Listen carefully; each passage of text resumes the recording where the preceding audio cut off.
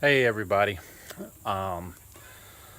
So I posted on my Facebook page, on the farm page, uh, that I've learned something kind of shocking and disheartening about um, non-GMO certified, verified um, products, especially when it comes to feed.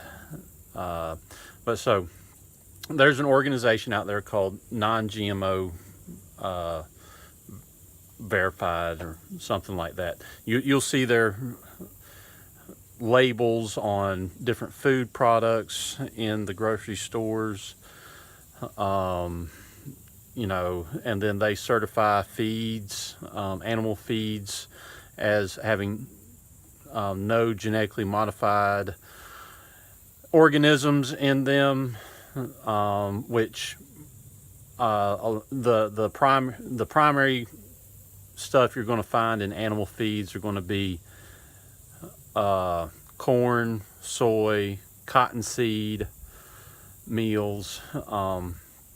Anyways, so a friend of mine, because I've been discussing about the direction of the farm that we're going to take, and I've already been feeding non-GMO feed to my pigs and my chickens. It's not organic, but non-GMO. And so I was talking to a friend of mine about changing feed suppliers because I'm really not happy with the feed that I've been using. And I mentioned this one. I'm not going to call them out by name, but they're fairly local. They grow their own products. They grow their own corn, soy, and canola. Canola is another GMO plant. But so they grow their own non-GMO stuff, and then they have their own feed mill. They mill it themselves, and they have their own product line, and they are verified. They are certified by the Non-GMO Project. So I was talking to her about it, and I mentioned them, and she said, "Oh no, you don't want to feed that stuff." And I said, "Well, why not?" She said, "Well, I first started feeding their feed, and first of all, they use a lot of canola. Canola is primarily used for oil, so a lot of cooking oils. You'll see it called vegetable oil. Well, canola oil goes rancid very easily, and she said that you would just open the bag and it would stink from the rancidity. So she said, but then on one trip up to the feed mill to pick up a load of feed, while she's waiting in the parking lot, in rolls a truck from Monsanto. It's a delivery truck, and they are delivering Roundup. And she watches as the Roundup is transferred from Monsanto's truck into a spray rig hooked up to a tractor, and then once it has been filled, it goes out to the fields and they start spraying. Now, so in conventional agriculture, spraying even non-GMO stuff with Roundup has been a common practice. It's widespread. It's probably universal. And the reason for doing that is to kill whatever it is. I mean, they're looking to kill the wheat, the barley, the oats, whatever it is that they're growing, so that it will dry out faster and they can harvest it sooner, so they can plant their next crop that much more quickly. And so she has just witnessed Roundup being sprayed on the fields where the grain that is going into the animal feed that she has just bought. And so that means that her animals are eating grain that has been saturated with Roundup. And so basically so I was really taken back. So I decided I was going to call the GMO Project, the non-GMO Project folks. They're located in Washington State. And I give them a phone call and I ask about the use of Roundup and other pesticides, herbicides, and synthetic fertilizers on products that they verify. And they said that they do not restrict or have any requirements whatsoever when it comes to herbicides, pesticides, and fertilizers. So what that means is we go through all this effort to source, whether it be food for our animals or food for our kids and ourselves, that is not derived from, some science project where they have monkeyed around with nature and spliced genes from one organism to another unrelated organism to create some new organism that could never happen naturally,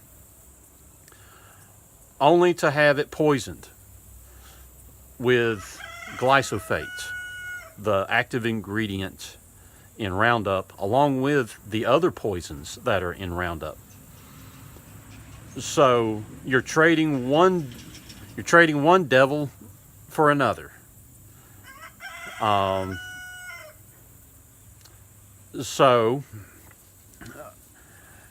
Basically what that boils down to is when you go to the grocery store and you pick up a loaf of bread and it has that cute little label that says non-GMO verified,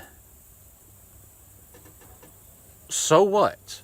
Because I guarantee you that the wheat that was used to make the flour was sprayed with Roundup. It was probably fertilized with synthetic petroleum-based fertilizers and had who knows what kind of fungicides and pesticides sprayed on it. So what? I mean, so what's the point? It's like instead of drinking gasoline, you're going to drink kerosene. So anyways, but then I was talking to another friend of mine. Okay, so that whole ordeal about the non-GMO stuff, so it's all whitewash. You hear someone say non-GMO, what you need to ask is it organic? And if they say no, it's not organic, then you just have to assume, or I would say presume, that it's going to include poisons that you don't want in your food. So anyway, so now I'll talk to another friend of mine because he does things organically, and we're striving to. And one of the toughest things to find of all feeds that's organic is hay. It's virtually impossible, not without importing it from 1,000 miles away and spending gobs of money on diesel fuel to have it shipped. Well, he found out that a hay grower can call his hay organic even if he fertilizes his field with conventional chicken house manure. This is the manure from these, great big huge chicken houses where they raise 30 to 50,000 birds at one time. They're loaded up on antibiotics and just all kinds of other bad stuff, and so it all carries out in the manure, and they're putting it on their field, and so all that crap, not the good crap, the bad crap that's in the manure is taken up by the plants, and then it's just going to be fed to the cows or horses or goats or whatever it is that you're feeding, and yet they just charge you a premium because they can legally call it organic. So anyway, so this is our big frustration for those of us who are striving to grow the best food possible, and being honest, and be honest with consumers, be honest with ourselves, and honest to future generations that we really are doing things in the best way possible. So it's so we've got a lot of challenges ahead of us. We're switching all our feed to organic grain for our chickens and pigs. Our cows are strictly grass-fed. We don't feed them grain, so that's a good thing. We don't spray our pastures at all, and so unless it's something that is truly organic. And anyways, and so basically, I need somebody to come up with a hay field for me that we can start growing our own organic hay. But so thanks for your time. Sorry for this rant. I will be probably working on a blog post about this so that I can include a little more detail. I've already run this video too long going on about this. So, well, y'all have a great day, and we'll see you next time.